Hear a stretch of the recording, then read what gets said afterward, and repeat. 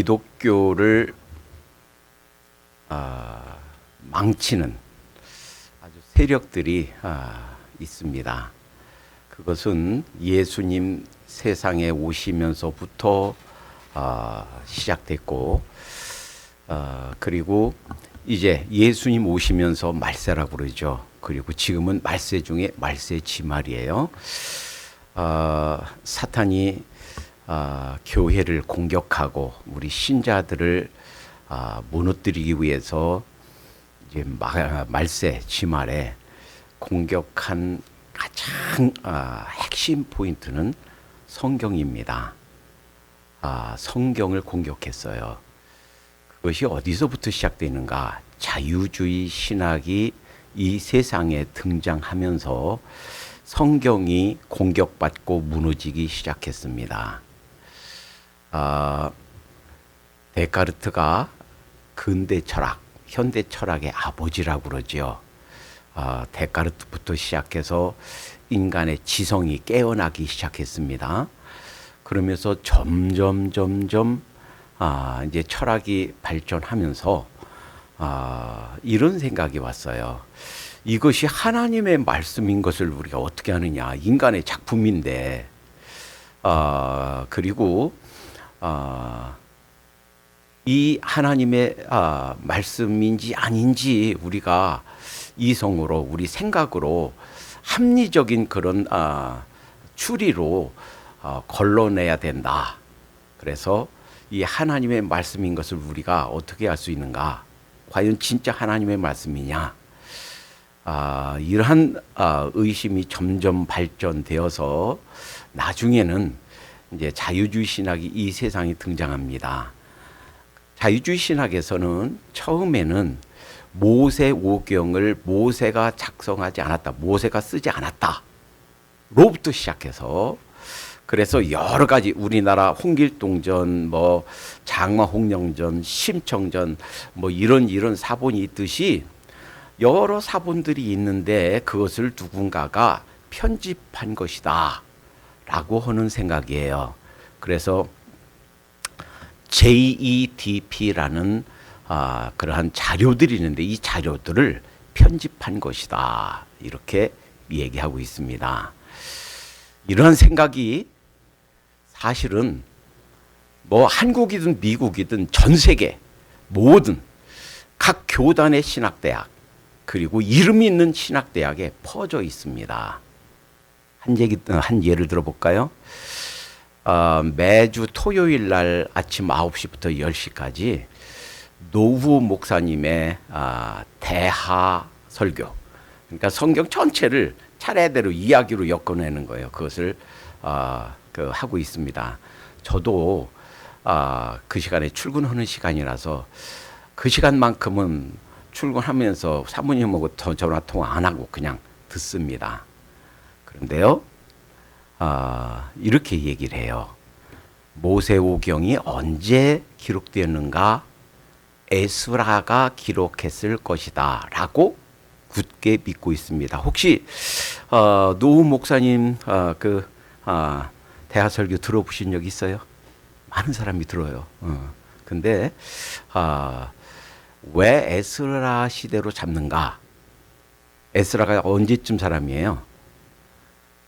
북이스라엘 망하고 남유다 망하고 그리고 포로로 끌려갔다가 그리고 돌아온 사람이에요. 모세는 언제 사람이에요? BC 1446년에 출애굽했어요. 그리고 포로에서 돌아온 것은 적어도 BC 한 500년경. 그러니까 약 1000년 차이가 나요. 모세가 기록했다고 믿지 않고 이 에스라가 그걸 편집했다라고 믿습니다. 그분은 스스로 나는 장로교 전통 보수 신학을 따르는 목사다라고 자처하는데도 불구하고 그렇게 뒤로 잡습니다. 그것은 모세오경 저작을 기록을 믿지 않기 때문에 그렇게 보는 거예요. 그러면 여러 가지 그 문제가 발생합니다. 그런데 그것은 오늘 메인 포인트가 아니니까 그냥 넘어가요. 자유주의 신학이 사실은 오늘날 유럽 교회를 저렇게 문 닫게 만든, 호주의 교회들을 망하게 만든 주범입니다. 자유주의 신학에 여러 계층이 있어요. 심지어 나는 자유주의 신학이 아니에요 라고 말하는 사람들도 그 사람의 신학을 따져보면 자유주의가 물들어 있어요. 어떤 자유주의는 이렇게 믿습니다. 이분들은 이단이 아니에요. 자기 정통 그 교단 속에 있는 목회자고 신학대학 교수고 박사 학위를 갖고 있고 책을 써내고 하는 사람들이에요. 그런데 성경이 하나님의 말씀임을 믿지 않을 뿐만 아니라 천국과 지옥이 실제한다 믿지 않습니다. 죄란 것이 실존한다 믿지 않습니다. 예수님이 육체적인 부활했다, 살아났다 믿지 않습니다. 아프리카의 성자라고 말하는 슈바이처 박사가 박사학위가 3개예요. 대단한 인재죠. 그 양반이 아프리카로 떠나기 직전 쓴 책이 역사적 예수라는 책입니다. 그 책을 쓰면서 지금까지 그 책 쓸 때까지 1850년대 그 이후로 그 책 쓸 때까지 지금 지구상에 존재하는 예수라는 분에 대한 책을 다 읽고 정리하고 그 중에서 의미 있는 것들을 정리해 놓은 책이에요. 예수 그가 누구냐? 결론이 뭔지 아세요? 그 예수란 분은 실존 인물이었다. 그러면 맞는다는 얘기예요. 부인할 수가 없죠. 왜? 그 지금 로마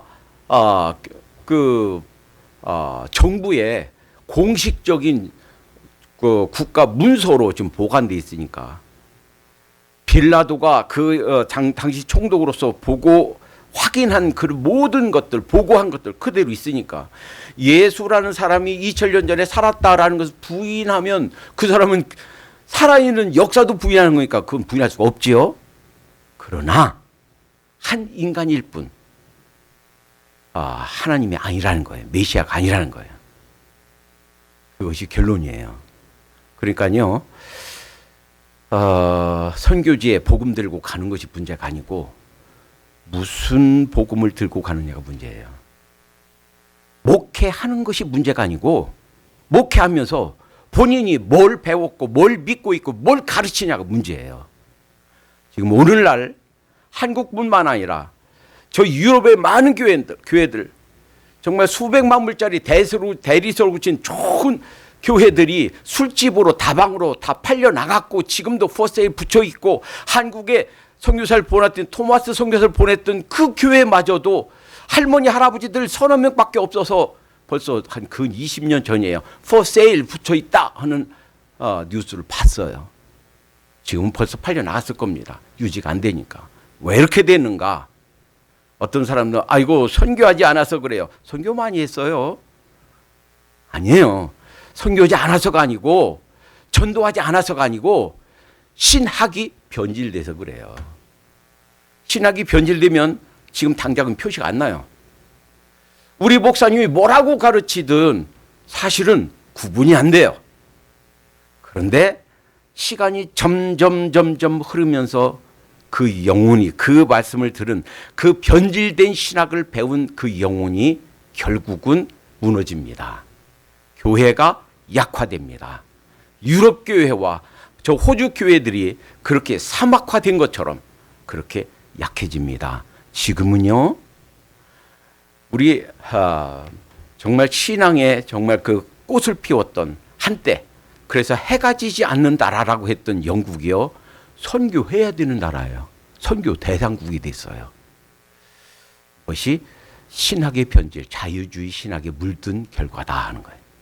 자, 그러니까 이 자유주의의 폐해는 뭐 이단들보다 훨씬 더 파워풀하고 우리가 경계해야 되고, 그런데 문제는 이런 반은 신학을 가르치는 신학교가 없다는 거예요.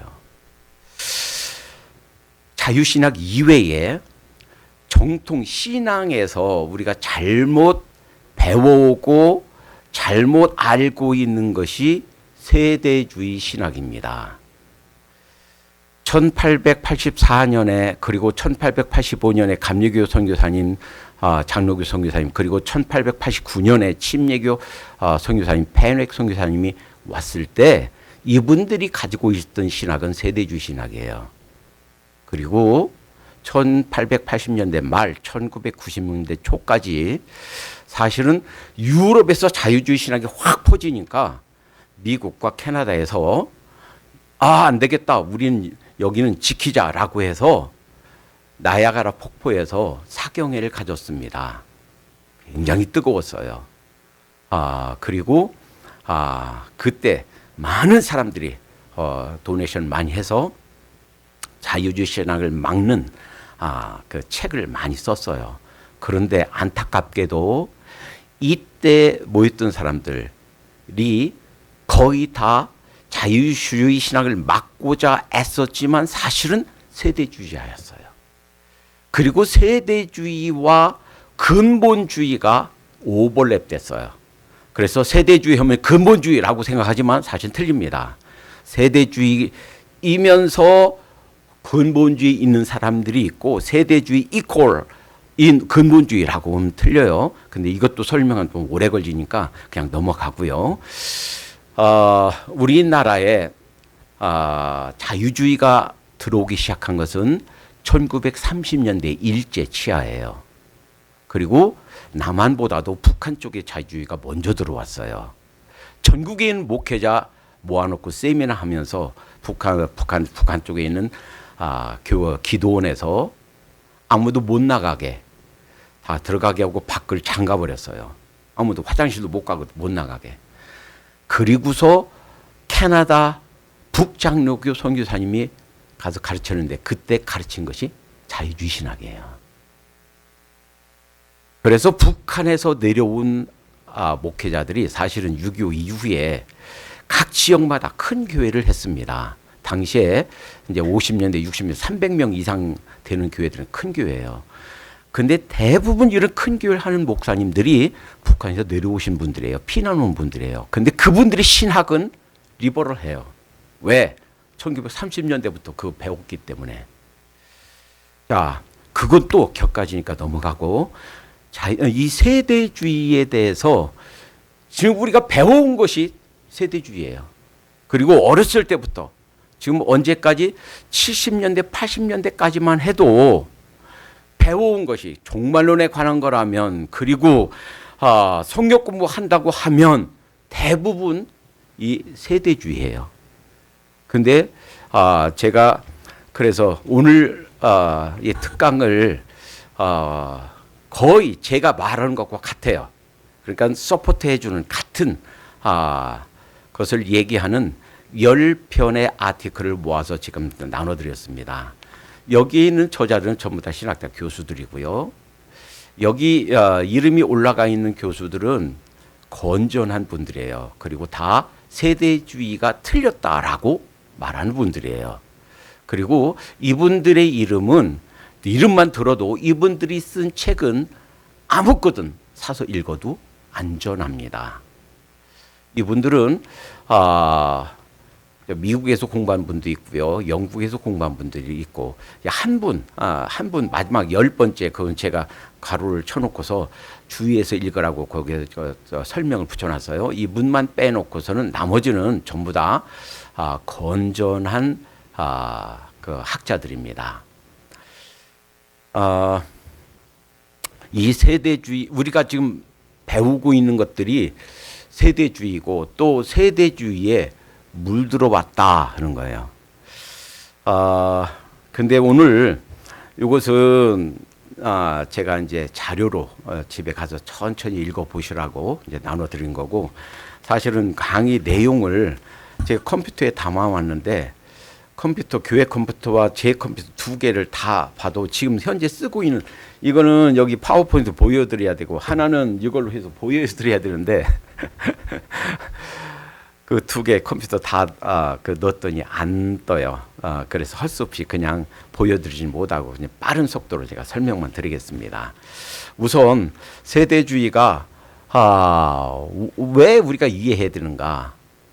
많은 목사님들이 배워온 것이 세대주의고 교회에서 가르치는 것이 신학대가 가르치는 게 그거고 그러니까 종말론 하면 그리고 우리가 성경을 가르칠 때 이 세대주의에 물들어서 가르쳐요. 그런데 그것이 세대주의다, 세대주의의 가르침이다라는 것을 깨닫지도 못합니다.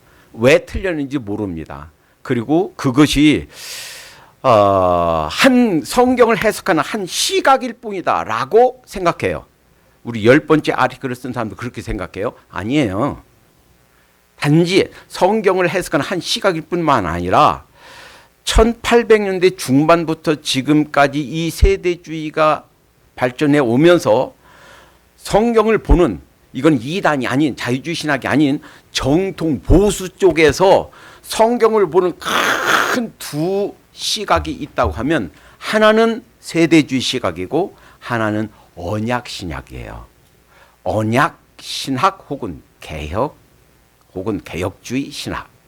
흔히 장로교 목사님들이 보는 거예요. 여러분 이래요.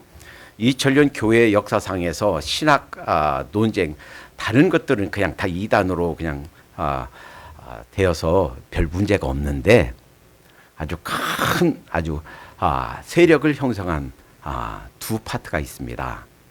하나는 하나님의 절대 주권을 강조한 어거스틴 4, 5세기에 정반대 인간의 자유의지를 강조한 펠라기우스예요. 당시에 펠라기우스가 이단으로 정죄됐죠. 그리고 나서 약 한 1000년 정도 흐른 후에 종교개혁 1517년 종교개혁 이후에 직후에 이들의 논쟁이 다시 불거졌습니다. 어거스틴의 생각은 칼빈주의, 칼빈이, 펠라기우스의 생각은 아르미니우스가 그리고 그 제자들이 받아왔어요. 지금 오늘날 뭐 미국이든 한국이든 똑같이 주로 장로교회 계통, 개혁주의 신학 계통은 칼빈주의를 따르고 있고 그리고 이제 감리교 쪽은 아르미니우스 신학을 따르고 있어요. 그리고 성결교는 그게 한국에서 생겨난 교단이에요. 다른 나라는 없어요. 감리교에서 파송되어 나온 것이 성결교 교단이에요. 그래서 아르미니우스주의를 따르는데 아르미니우스보다도 조금 다르게 주장을 해요. 자, 그런데 칼빈주의냐 아르미니스주의냐? 사실은 아르미니스주의도 켈빈주의하고 비슷해요. 고전적 처음에 있던 아르미니스주의는 켈빈주의하고 비슷해요. 그리고 이쪽과 이쪽이 겹치는 부분이 있어요. 침례교는 그 둘 쪽을 다 따르고 있어요. 그래서 처음에 영국에서부터 특수 침례교회는 칼빈이즘을 따르고 일반 침례교회는 아르미니스주의를 따라요. 지금도 미국에 와서도 미 남침례 교단은 약 한 70% 내지 60%는 칼빈이즘 따르는 특수 침례교회 쪽이고 그리고 한 30% 혹은 40% 쪽은 아르미니스주의를 따르는 일반 침례교회예요. 그리고 이것이 자유주의 신학과의 관계에 있어서는 아르미니우스 쪽 그리고 미 남침례 교단에서 일반 침례교회를 따르는 쪽이 더 자유주의로 많이 흘렀습니다. 자 이제 이때 신학 논쟁은 사실 그렇게 파괴적이지가 않아요. 이쪽을 믿든 이쪽을 믿든 그것을 어느 쪽으로 믿어도 우리한테 큰 데미지가 없어요. 그런데 지금 1800년대 중반 이후에 지금까지 세대주의 그러니까 정통 보수 쪽에서 보는 큰 성경을 해석하는 보는 큰 두 줄기가 이 세대주의 시각과 언약 신학이라고 했죠. 그런데 이것은 데미지가 커요. 자, 예를 들어 볼까요? 혹시 하트앤서울 복음방송 들어보신 분 없나요? 제가 처음 듣고서 너무 좋았어요. 음성도 좋고 은혜스러운 그 프로그램 많이 나오고. 그래서 한때는 제가 그런 생각도 해봤어요. 아틀란타에다가 전에 그 여기 아틀란타 라디오 코리아가 낮만 하고 밤에 쉬니까 지금은 이제 다 24시간 보내고 있죠. 밤에 저녁에 그 프로그램을 갖다가 여기서 저녁에 좀 들려줄까라고 생각할 만큼 굉장히 좋았어요. 근데 조금 지나면서 거기에 강승규 국장이에요. 지금도 미국에 아마 매주 수만 개의 CD를 보냅니다. 미국으로, 일본으로, 한국으로 매주 보내고 그 영향력이 커요. 그런데 이렇게 얘기하는 거예요. 구약에 있는 율법들, 십계명은 유대인 그들에게 주신 것이다. 우리 오늘날 현대 크리스찬에게는, 우리 그리스도인에게는 직접적인 관련이 없습니다. 그것이 무엇도 11조도 주일 성소도, 그러니까 십계명에 있는 계명도. 한 번은 이렇게 얘기해요. 구약에 있는 십계명 혹은 계명들이, 율법들이 폐지되었습니다. 어떤 것은 폐지되었고 어떤 것은 폐지되지 않았다라고 말하면 이게 논리에 맞지 않습니다. 폐지됐습니다. 참다 못해서 제가 강승규 국장에게 직접 전화를 했습니다. 그리고 저희 교회에서 어느 한번 그 설교를 했는데 8가지를 조목조목, 당신이 지금 나랑 통화하면서 받아 적어도 좋고 이걸 녹음해도 좋습니다. 조용할 때 정말 그러한가 점검해 보시오. 첫째, 만약에 율법이 폐지됐다 말하면 예수님에게 정면 도전한 겁니다. 왜 그런지 아세요? 내가 율법을 폐하러 온 게 아니다 얘기했으니까. 율법을 완성하러 왔지 폐하러 온 것이 아니다. 둘째, 당신이 율법이 폐지되었다라고 한다면 초대교회 때부터 2000년 교회 역사상 계속해서 있어 왔던 율법 폐기론 이단으로 당신도 정죄 됩니다. 마틴 루터뿐만 아니라 존 켈빈도, 조나단 에드워드도, 그들도 율법 폐기론자들과 논쟁했고 싸웠습니다. 율법이 폐기됐다라고 하면 안 됩니다. 율법이 폐기됐다 그러면 율법의 기능도 폐기됐다고 봐야 돼요. 갈라디아서에서 율법은 몽학 선생이다 그랬어요. 몽학 선생이 뭐예요? 가정교사예요. 그런데 그러니까 율법이 우리가 죄인이구나 하는 깨닫게 해주는 거예요. 그리고 그래서 그리스도가 필요하구나, 십자가가 필요하구나 깨닫게 그 예수님에게로 이끄는 몽학 선생이다라는 거예요. 그럼 그 몽학 선생으로서의 기능도 없다라고 봐야 되는 거예요. 물론 이분들은 이런 개념이 없어서 그렇게 얘기합니다. 아이고 봐라, 그러면 지금 소 잡고 양 잡아서 지금 제사 드릴 필요가 없잖아. 그런데 율법은 다 싸잡아서 보면 곤란해요. 율법을 구분해야 돼요. 율법 중에는 제사법, 의식법이 있습니다. 그것은 레위기에 나오는 제사라든지 절기라든지 이런 것을 가리키는 것이 그 제사법이에요. 의식법이에요. 이것은 사실은 완성됐습니다. 히브리서 9장 10장에 반복해서 나오듯이 예수 그리스도께서 보혈로 단번에 영원한 제사를 드려주셨기 때문에 다시는 우리가 소잡고 양잡고 할 필요가 없어요. 이제 예수 그리스도의 보혈만 의지하면 돼요. 자, 그러면 율법에는 의식법만 있나요? 의식법만 있는 게 아니에요. 도덕법이 있어요. 예를 들어 볼까요? 십계명은 그 대표적인 도덕법이에요. 지금요, 참 세대가 참 기가 막힌 세대 살고 있습니다. 지금 우리가 살고 있는 미국도 한국도 간음죄가 없어졌어요. 내 아내가 다른 남자하고 잠자다가 현장에서 들켰다. 어떤 남자가 가만히 있겠어요? 한 주먹 올라가죠. 그러면 그 바람 피다가 잠자리 하다가 들킨 그 사람은 죄가 없어요. 간통죄가 없으니까. 그런데 화가 나서 한번 취업한 남편을 폭행죄로 저기 끌려가요. 참 세상이 이런 세상이에요. 그러면 이제 나라에 죄가 없어졌으니까, 그리고 율법이 폐지됐으니까, 아, 나는 그럼 내 아내 말고도 다른 여자하고 내 남편 말고도 다른 남자하고 잠자도 되는가? 그렇지가 않아요. 왜 그런지 아세요? 십계명은 살아있어요. 폐지된 게 아니에요. 지금 살아있어요. 나라 법은 없어졌지만, 간통죄 없어졌지만, 하나님 말씀에서 죄라고 하니까 그건 간통죄인가 간음죄인 거예요.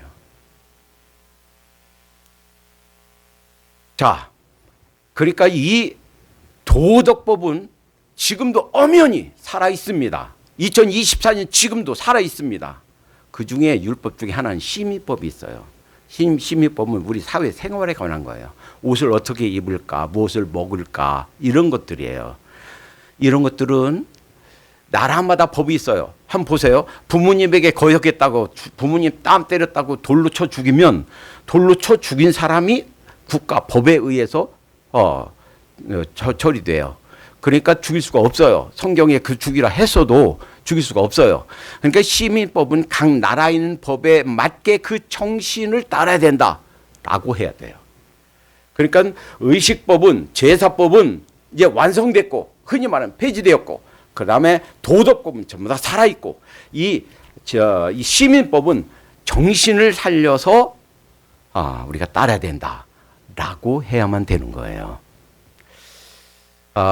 그러니까 이 법이 모든 그 율법이 폐지됐다라고 생각하면 곤란하다. 어디서 왔는가? 세대주의 가르침에서 왔다 하는 거예요. 여러분, 하용조 목사님을 좋아하시는 분들 있고, 하용조 목사님 설교를 이렇게 벤치마킹하는 사람 많이 있어요. 영향이 커요. 한국에 뭐 3인방 해가지고 거기에 들어가요.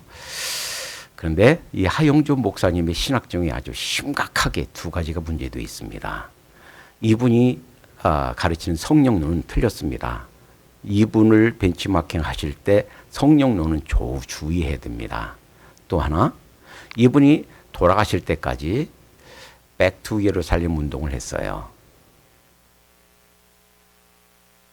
전 세계에 흩어져 있는 이스라엘 사람들, 자기 고국에 돌아가는데 비행기 값 대주고 거기 정착하게 해주고 해서 온누리 교회에서뿐만 아니라 그 아는 사람들 주위에 다 격려해서 이스라엘 사람들 자기 고국에 돌아가는 것을 서포트했어요. 막대한 자원을 거기에 쏟아 부었습니다.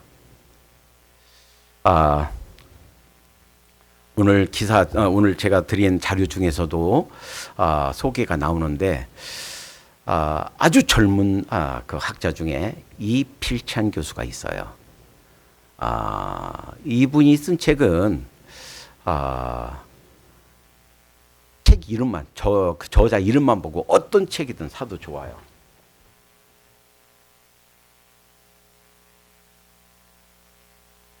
두 책을 가져왔는데, 백투 예루살렘 운동 무엇이 문제인가 하는 거고, 이스라엘과 교회 어떻게 이해할 것인가, 이 두 책을 가져왔는데, 사실은 이거 아니어도 요한계시록에 관한 한 이분이 권위자입니다. 그런데 이 백투 예루살렘 운동 하면서 막대한 성도들의 헌금을 거기다 쏟아부었습니다. 사실은 의미가 없는 거예요. 어디서 왔는가? 세대주의 신학에서 나왔어요. 그래서 이 세대주의 신학이 이 언약 신학과 함께 우리 보수 정통 교단과 우리 성도님들 사이에서 크게 성경을 보는 큰 두 시야다. 그리고 그 체계화됐다. 그리고 이것이 그냥 한 시각, 그 성경 해석한 한 시각이 아니라 체계화되어서 아주 강력한 영향을 끼치고 있는 이유가 무디 신학교, 시카고에 있는 무디 신학교의 무디 그 신학교가 다 세대주의 본산입니다. 달라스에 달라스 신학교 있죠? 아주 커요. 달라스 신학교가 세대주의를 전파하기 위해서 세워졌고 그것을 지금도 하고 있습니다. 또 그 이외에 뭐 밥 존스라든지 많은 신학대학들이 그 세대주의 신학을 퍼뜨리기 위해서 생겨났고 미국 교회, 미국 목사님들이 거기 출신 목사님에게 배운 사람들은 완전히 세뇌돼 있어요. 세대주의가 뭔가에 대해서 좀 알아야 되는데 많은 우리 그 한국인 목회자와 성도님들이 여기에 물들어 있다는 것과 또 세대주의가 무엇인지도 모르면서 쇠뇌 당해 있다. 그리고 그 피해가 크다라는 거. 그리고 자 이런 것들이 또 하나. 여러분 어떻게 생각하세요? 여러분 천년 왕국이 지상에서 이루어질 거라고 봅니까? 어떠세요? 사실은 천년 왕국 뭐 노래도 있고 막 천년 왕국 그런데 마치 그렇게 생각해요. 이사야에 나오는 사자가 어린 양과 함께 풀을 뜯고 어린 아이가 독사굴에 손을 넣고 그것이 천년 왕국 때 이루어질 일이래요. 그러니까 천년 왕국 그리고 세대주의가 말하는 게 이거예요. 예수님이 오셔서 이따가 이제 보여드릴 텐데 예수님이 오셔서 공중에서 맞이하고 그리고 내려와서 땅에서 천년 왕국을 이루겠다 하는 거예요. 자, 그 전에 이거부터 하겠습니다. 제가 이제 오늘 짧은 시간에 너무 많은 것을 해야 돼서 여하튼 가장 중요한 핵심만 놓치지 않게 정리해 드릴게요. 세대주의가 주장하는 것 그리고 지금 말씀드린 것은 고전적 세대주의예요. 원래 처음부터 있었던 세대주의.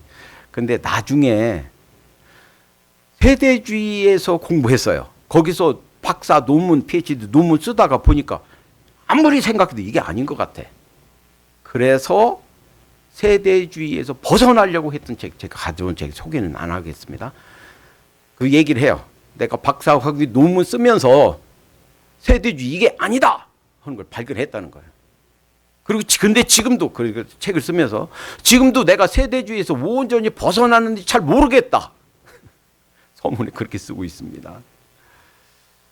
세대주의에서 이렇게 얘기합니다. 예수님이 2000년 전에 이 땅에 오셨을 때 지상 왕국을 이루려고 왔다는 거예요. 여러분 받아들일 수 있어요? 여러분 통일교 원리강론 30개론 여러분 공부하셨습니까? 통일교 문선명이 원리강론이 그거예요. 예수님이 이 땅에 왔는데 왔을 때 저 로마 그 식민지에서 벗어내고 왕국을 이루려고 왔다는 거예요. 그런데 이 제사장들과 유대인들이 받아들이지 않아서 실패했다는 거예요. 그래서 그 예수님이 초림 때 와서 하려고 했던 천년 왕국이 무기한 연기되었다는 거예요. 그리고 갑자기 생각지도 않게 갑자기 교회 시대가 갑자기 끼어들어갔다는 거예요. 그래서 교회 시대를 역사의 대과로다 하는 거예요. 그 교회 시대가 끝나고 나면 이제 예수님이 재림하게 될 텐데 재림해서 천년 왕국, 지상 왕국을 이룬다는 거예요. 제가 엊그제 얘기하면서 이분은 제 선배님 중에 이분은 본인이 세대주의에 물들어 있으면 세대주의가 뭔지도 모르고 거기에서 말하는 것이 뭔지도 몰라요. 그래서 제가 이렇게 얘기했습니다. 그러면 당신이 배우고 있는 미국 목사님한테 가서 물어보시오. 천년 왕국이 어떤 왕국인가? 그리고 헷갈릴 겁니다.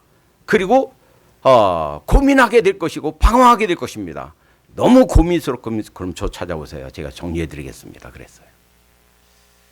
여러분 이 사람들이 말하는 천년 왕국은 지상 왕국이에요.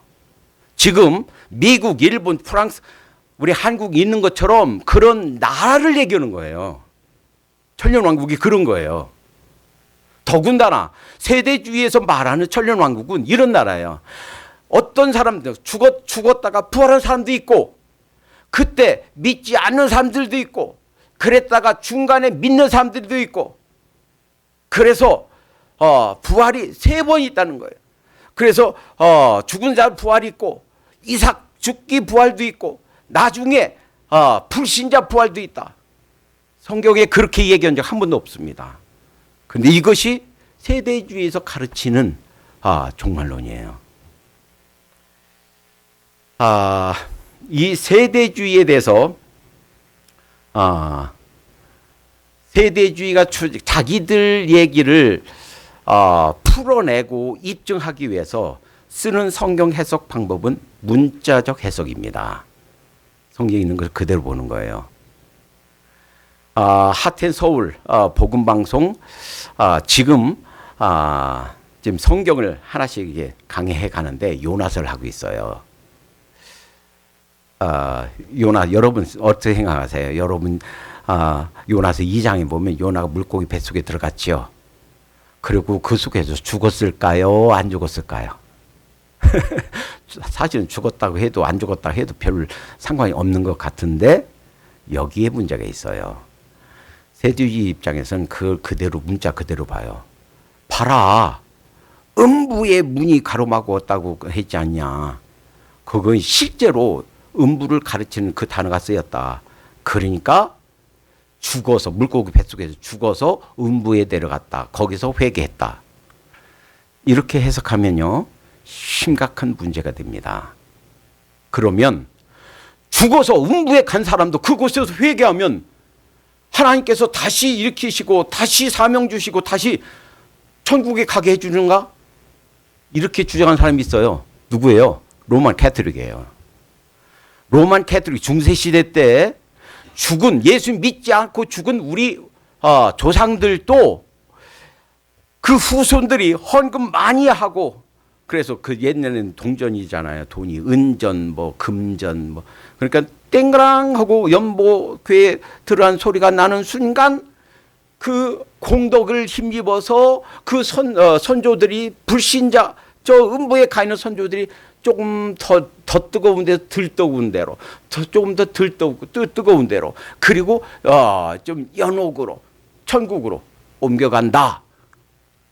물론 이들이 말하는 것이 외경과 위경을 그 근거를 대서 얘기를 해요.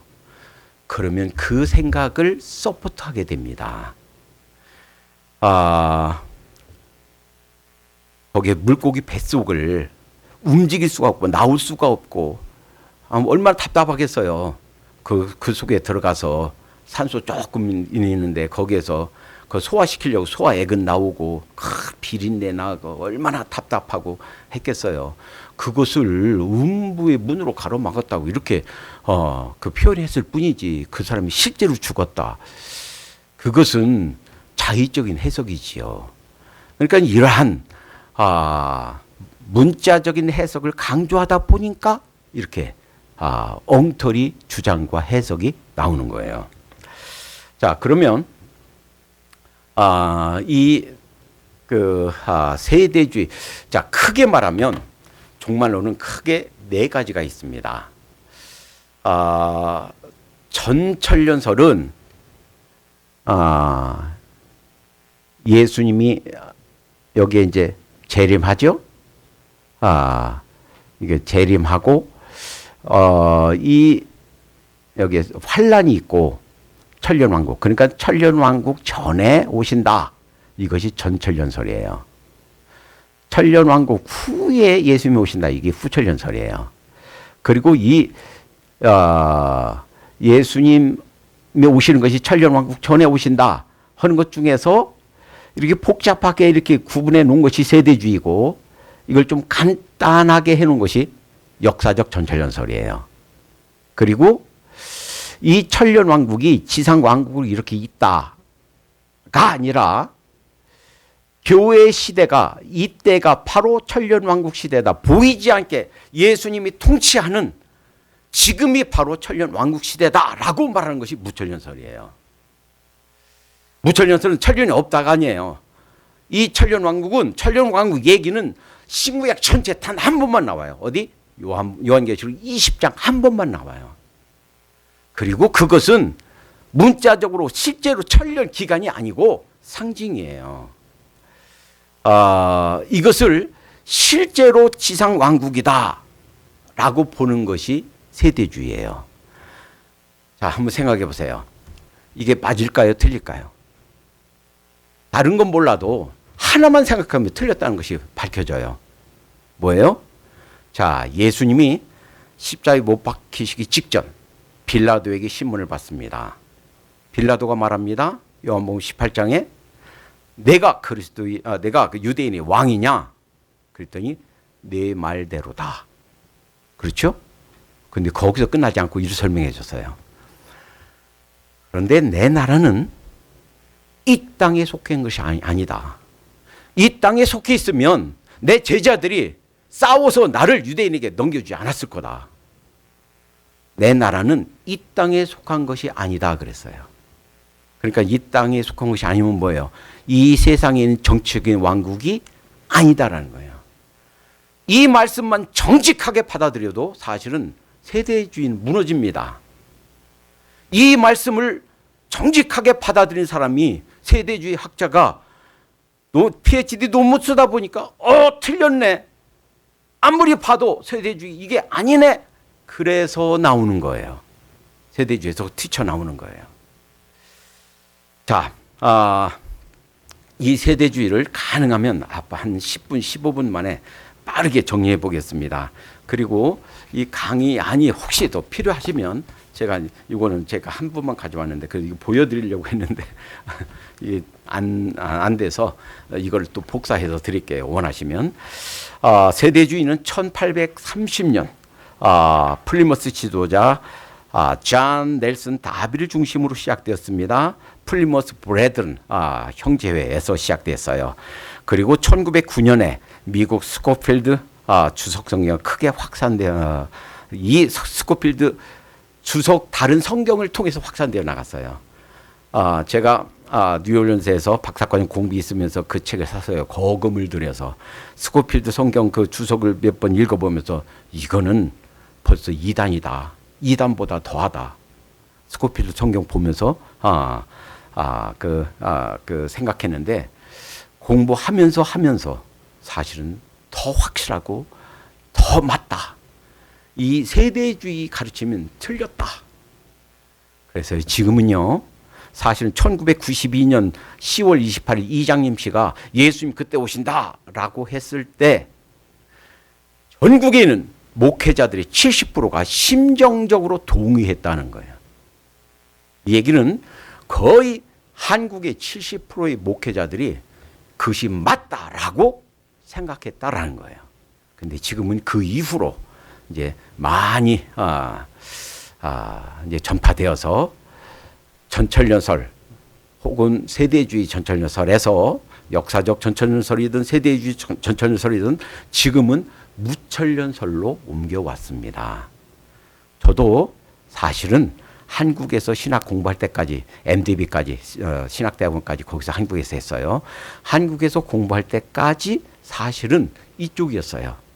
그런데 공부하면서 하나님의 말씀을 정직하게 살펴보면서 바뀌었어요. 틀렸구나. 전체 거대한 체제, 시스템 자체가 틀렸구나 하는 것을 발견했습니다. 자, 그리고 세대주의의 특징은 클라렌스 베스가 Background to Dispensationalism 이라는 책에서 13가지를 정리했어요. 요거는 꼭 오늘 설명드리고 마쳐야 될 것 같아요. 그리고 지금 이 책이 클래런스 베스가 쓴 책 여기에서 정리해 놓은 것이 오늘 나눠드린 그 유인물에 조금씩 다 언급이 돼요. 그래서 집에 가셔서 자세히 차근차근 읽어보시고 만약에 읽어 보시다가 이해가 안 되는 부분 혹은 또 궁금한 것이 있으면 언제든 전화를 주셔도 좋습니다. 첫 번째는 세대의 성격과 목적. 각 세대마다 무죄 시대, 양심 시대, 뭐 율법 시대, 뭐 이렇게 각 시대마다 하나님께서 어떤 계시를 주셨고 인간의 순종을 시험하신 일정한 기간, 이것이 세대인데 학자마다 틀리지만 대략 스코필들은 7세대로 나눴다 하는 거예요. 무죄시대, 양심시대, 인간정부시대, 약속시대, 율법시대, 은혜시대, 그리고 왕국시대, 이렇게 나눴다 하는 거예요. 그리고 두 번째 특징, 문자적인 해석한다. 성경에는 상징이 많이 있어요. 그리고 어떤 비유도 있어요.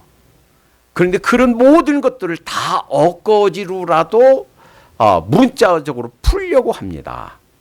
그래서 다니엘서에 나오는 것도 전부 문자적으로 다 한때 두때 반때 다 계산해서 풀려고 합니다.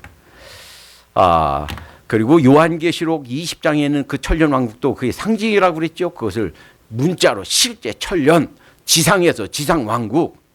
여러분, 만약에 지상왕국이, 천년왕국이 지상왕국이라면 사실은 이럴 필요 없어요. 뭐 하면 돼요? 원자탄 많이 만들고 탱크 많이 만들고 해서 십자군 시대처럼 정복하면 돼요.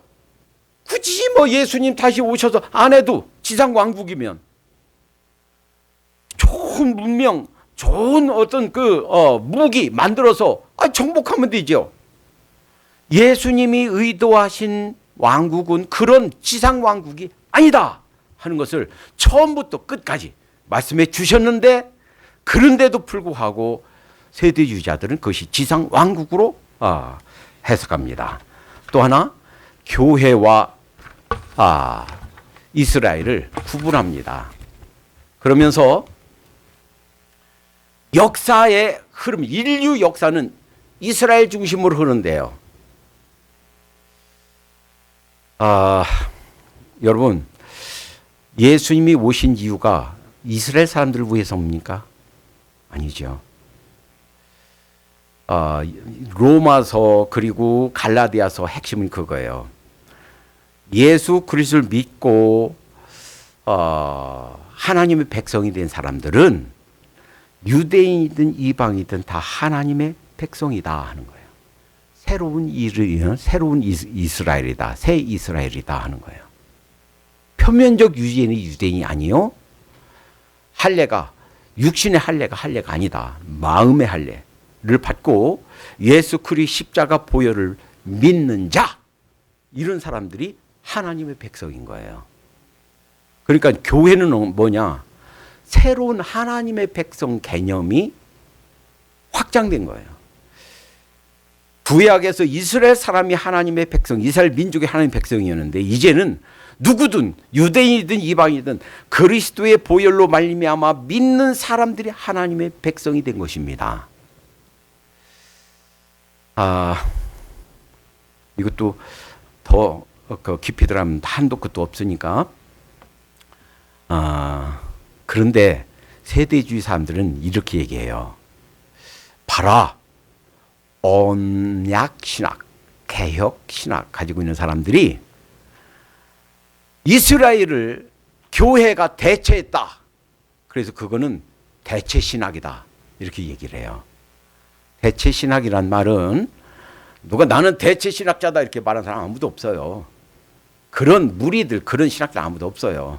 세대주의 신학자들이 공격하기 위해서 만들어낸 말이 대체신학이에요.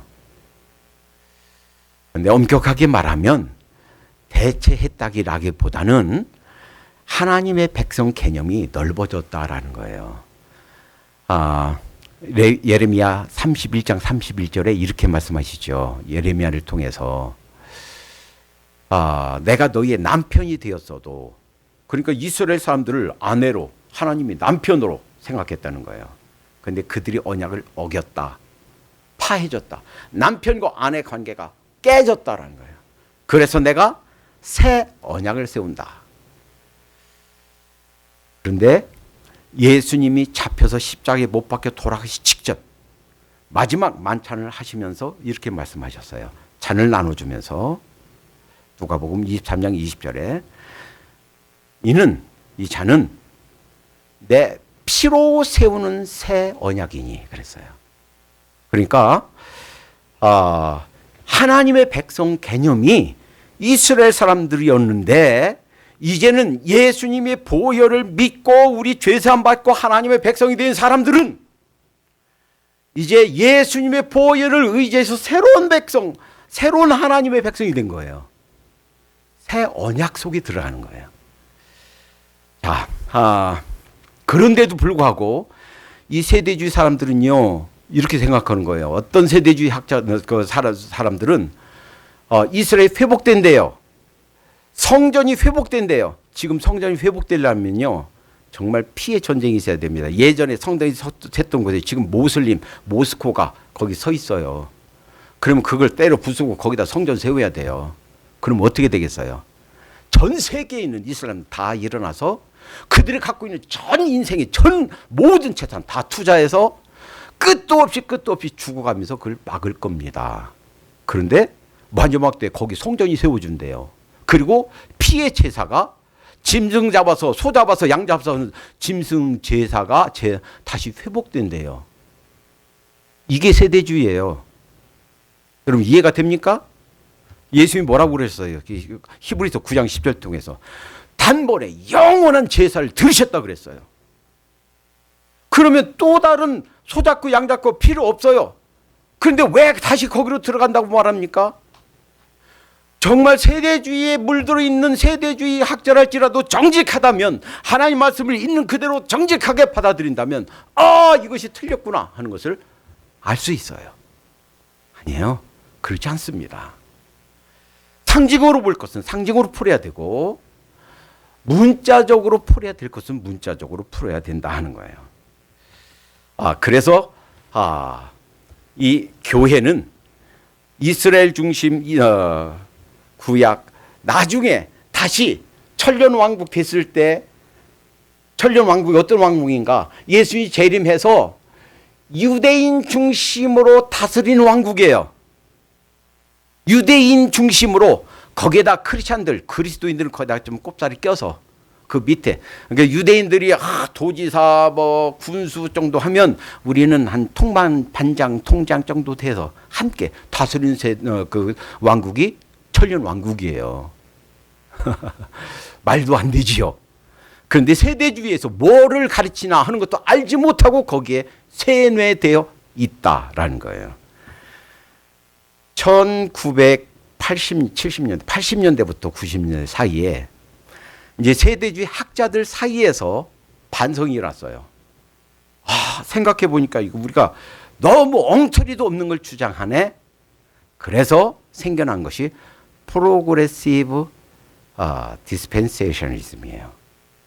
이걸 번역하기를 이렇게 저렇게도 번역하는데 점진적 세대주의 이렇게 얘기를 해요. 그리고 그것도 여기에 좀 있어요. 설명이. 이들은 이 세대주의 자기들이 생각하기에도 세대주의가 너무 엉터리 없으니까 좀 바꾸자. 그래서 몇 부분을 바꿨어요. 그 바꾼 것들이 사실 내용을 보면 무천년설에서 주장하는 것과 비슷하게 흘러간 것뿐이에요. 그래서 이 부분만 더 정리해 드리겠습니다. 그러면 요거 조금 더 해야 되겠습니다. 이 천국에 대한 개념이 유대교 세대주의에서는 우리하고 틀려요. 이런 생각을 갖고 있어요. 가끔 이렇게 성경이 이렇게 표현되어 있죠. 하나님의 나라, 천국, Kingdom of God, Kingdom of Heaven 같아요, 틀려요? 세대주의에서는 틀리다라고 생각해요. Kingdom of God, Kingdom of Heaven 틀리다고 생각해요. 이렇게 생각합니다. Kingdom of God은 인간의 마음 속에서 하나님이 다스리는 것을 의미하고 Kingdom of Heaven, 천국은 이 땅에서 다스리는 걸 말한다. 그리고 이 천국은 그래서 천년 왕국을 의미한다. 이렇게 말해요. 그러면 직접 여러분들 성경 가져오셨죠? 성경 없으신 분은 여러분 그 셀폰 통해서 직접 찾아봐도 좋습니다. 요 말씀 직접 찾아보겠습니다. 과연 세대주의에서 말하는 것처럼 하나님의 나라와 천국이 틀린 거냐? 하나님의 나라는 예수님이 통치하시는 보좌하는 나라고 천국은 천년 왕국을 그런 지상 왕국을 의미하냐? 정말 예수님이 초림 때 지상 왕국을 세우려 했다가 실패해서 무기한 연기되어서 지금 교회 시대는 그냥 끼어들어간 갑자기 예기치 못해 끼어들어간 그냥 예기치 못한 시대고 이 땅에 천년 왕국이 지상 왕국이 세워질 그 왕국을 의미하느냐? 자, 한번 증명해 드리겠습니다. 마태복음 19장 14절 찾아보세요. 마태복음 19장. 오늘 요 직접 찾아보시기 바랍니다. 마태복음 19장 14절. 이게 어떤 상황에서 주어 말씀하신 거냐면 어린 아이들이 예수님 오니까 제자들이 꾸짖어요. 얘들아, 애들은 집에 가라. 그러니까 예수님이 그걸 보시고서 자 19장 14절 누가 좀 읽어보실래요?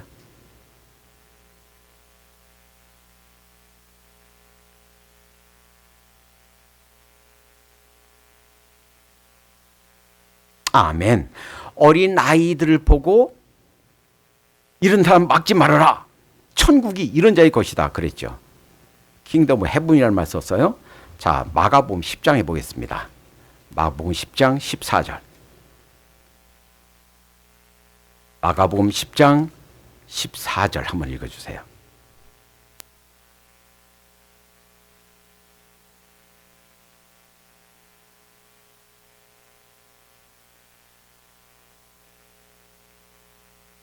아멘. 자, 보세요. 똑같은 상황에서 똑같은 요 시츄에이션을 표기한 겁니다. 그런데 마태복음에서는 천국이라고 표현했고 킹덤 오브 헤븐이라고 그랬고 마가복음에서는 킹덤 오브 갓이라고 그랬어요. 이게 같아요, 틀려요? 같은 거지요. 그럼 왜 그렇게 했는가? 마태복음은 본인이 유대인이고 그 대상이 유대인을 상대로 썼어요. 유대인들은 하나님의 이름을 팔설하기를 주저해요.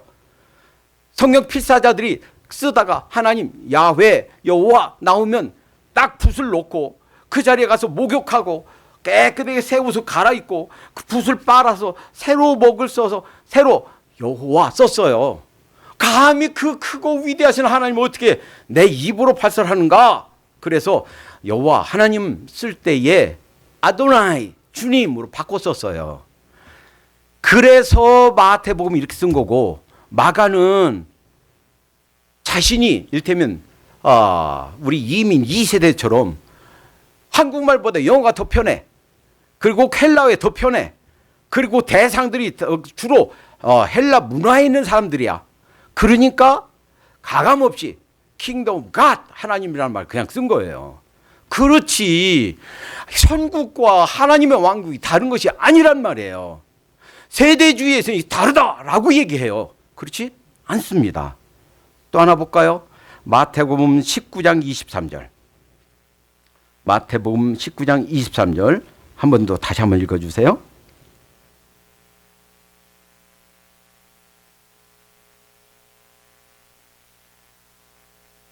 누구 얘기냐면 돈 많은 청년 얘기예요. 네.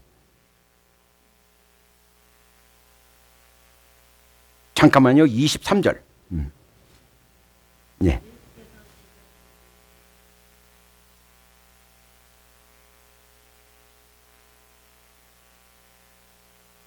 예, 틀림없이 천국이라고 표현했죠.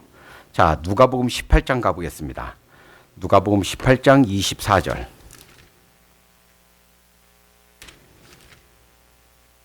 누가복음 18장 24절. 자, 한 번 더 읽어주세요.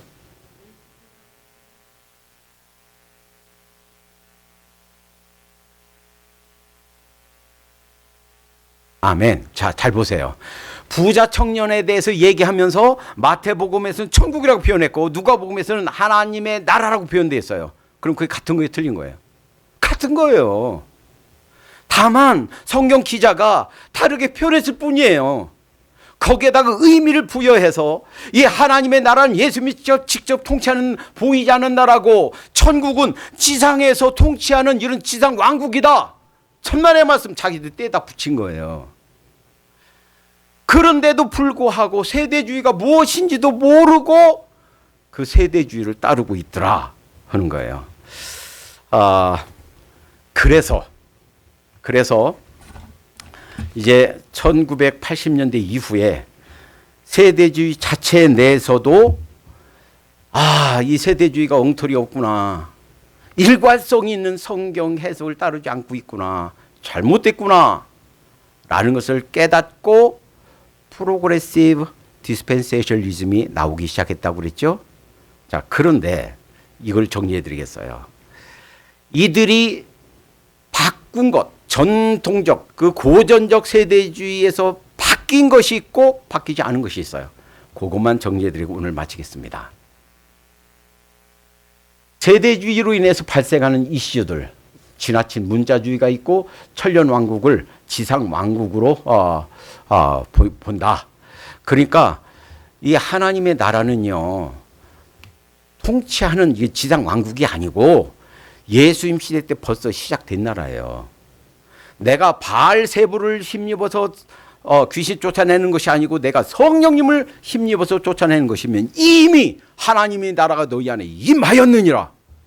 예수님의 통치 때, 예수님이 지상 사역 때부터 이미 시작된 나라예요. 그 나라는 보이지 않는 나라, 통치하는 나라예요. 예수님이 통치하시는, 지금도 예수님 보이지 않는 곳에서 통치하고 계신 줄로 믿습니다. 매주 전 세계에서 예배드리면서 우리 왕이신 예수님 하고 그분께 찬양 올려드려요. 그게 통치예요. 예수님이 통치하시는 거예요. 그런데 세상 나라라고 생각해요. 어떤 면에서 우리가 굉장히 속고 있는 거예요.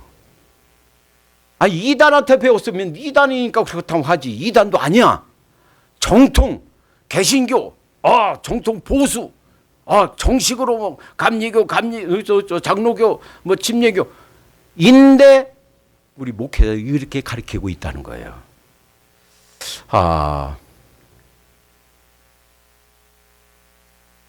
자, 우선 이제 점진적 세대주의가 바뀐 것부터 정리해 볼게요.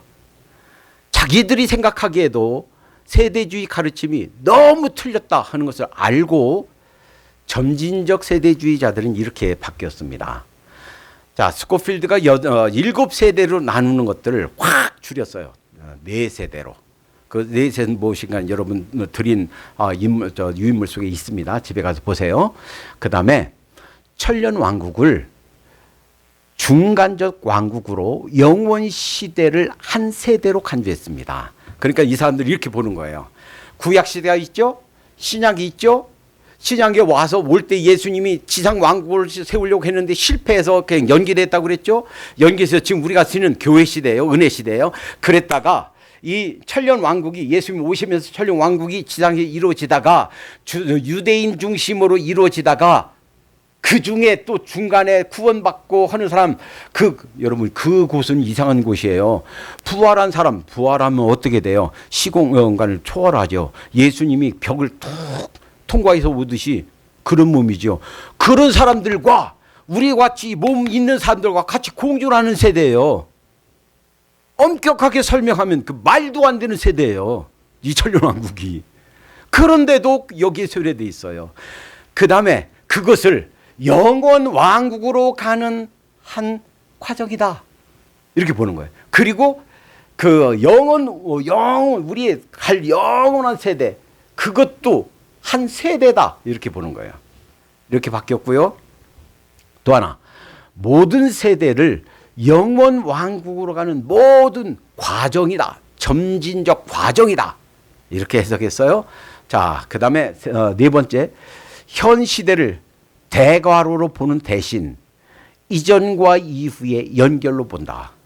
그러니까 자기들 생각에도 이 갑자기 끼어들어왔다.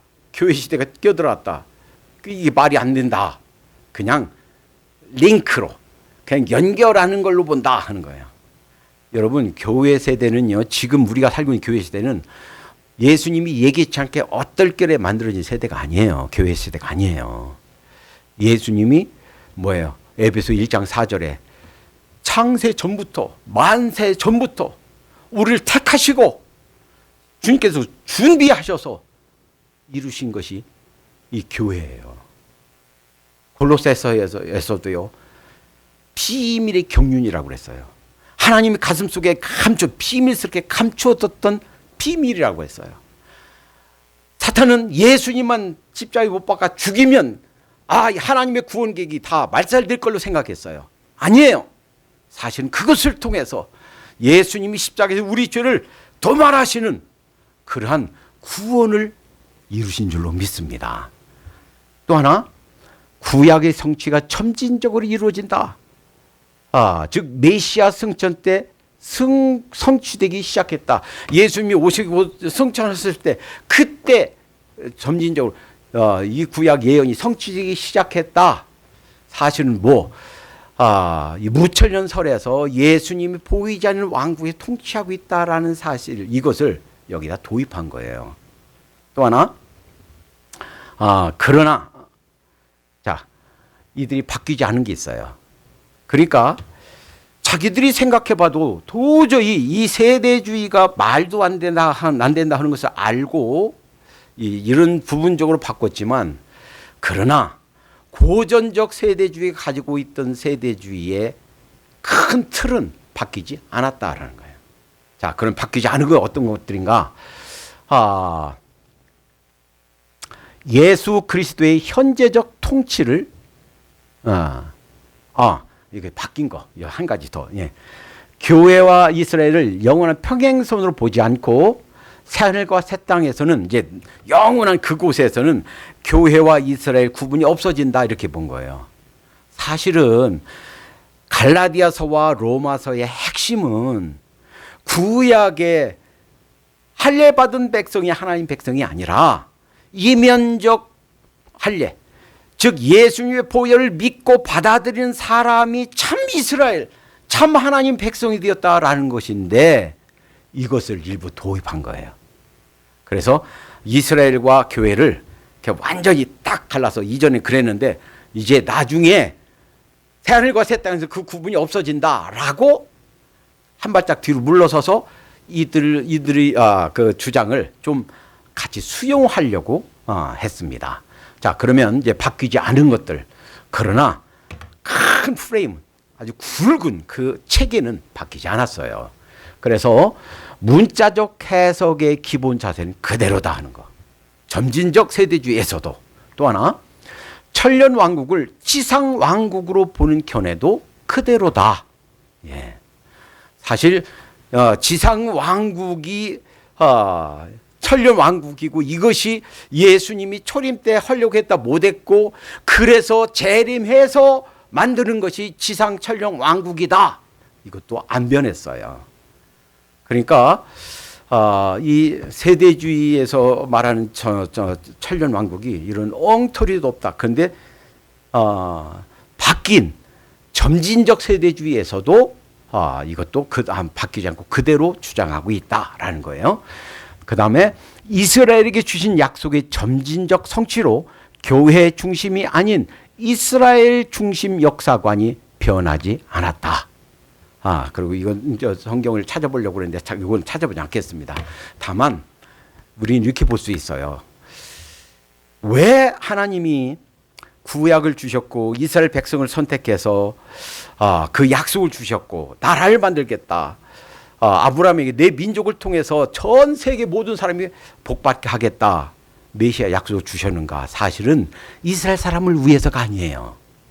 그들만이 아니라 그들을 통해서 전 인류가 구원받게 하기 위한 것이 하나님의 계획하심이에요. 그러니까 구약에는 모든 것들은, 거기에 모든 율법, 거기에 그 모든 사건, 거기에는 모든 상징들은 사실은 교회 시대에 예수님이 오셔서 이루실 구원과 그 하나님 나라에 대한 그림자예요. 그런데 그렇게 그림자로 보지 않고 문자적으로 주장하려고 하는 것이 세대주의예요. 자, 여기까지만 해도 여러분들이 세대주의가 뭔가 이제 감이 잡혔을 거예요. 세대주의에서 주장하는 것들이 얼마나 엉터리 없나 하는 것을 알게 될 거예요. 그리고 세대주의에 반대해서 이 언약신학, 그런데 이제 문제가 있어요. 그러면 이쪽 캘비니즘, 언약신학자는 전부 다 세대주의를 하고 반대되는가? 그렇지가 않은데 문제가 있는 거예요. 캘비니즘, 즉 개혁신학을 믿고 있으면서도 세대주의를 받아들이는 사람이 있어요. 지금 대전 침례신학대학 총장인 피영민 총장은 세대주의가 잘못됐다 하는 것을 아주 강하게 알고 가르치고 있습니다. 그리고 이분은 자기가 철저한 그러니까 흔히 말하는 하이퍼 캘비니즘이에요. 5포인트 캘비니즘이에요. 이분은 학생들에게 가르치면서 세대주의에 정반대되는 것이 언약 신학이다 이렇게 가르쳐요.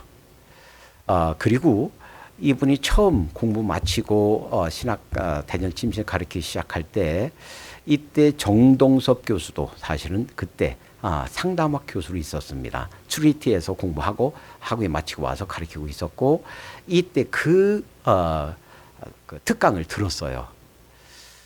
그래서 이 세대주의하고 정반대되는 개념으로 언약신학을 얘기했는데 문제는 언약신학을 따르면서도 즉 캘비니즘을 가지고 있으면서도 이 세대주의를 따른다 하는 것이 문제예요.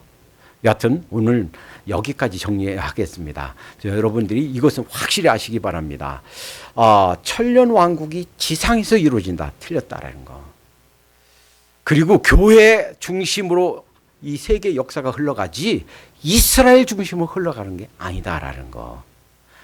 이 다음에 거기에 성전이 원래 있던 예루살렘 성전이 있던 곳에 다시 성전이 세워지고 피의 제사가 회복된다. 그래서 그러기 위해서 이스라엘 사람들 고국에 돌아가는데 비행기표 내주고 정착금 내주고 우리 막대한 헌금을 쏟아 부어야 된다. 틀렸다라는 것. 엉터리 신학에 근거한 잘못된 백투 예루살렘 운동이다라는 거. 그래서 사실은요. 제 MDB 졸업 논문이 그거예요. 정말 세대주의 가르침이 맞나? 무천년설에서는요 간단해요. 성경이 어디에서도 부활이 몇 번, 두 번, 세 번 있고 재림이 두 번, 세 번 있고 가르친 적이 없어요. 간단해요. 지금은 교회 시대 주님이 보이지 않는 왕국, 망하지 않는 왕국,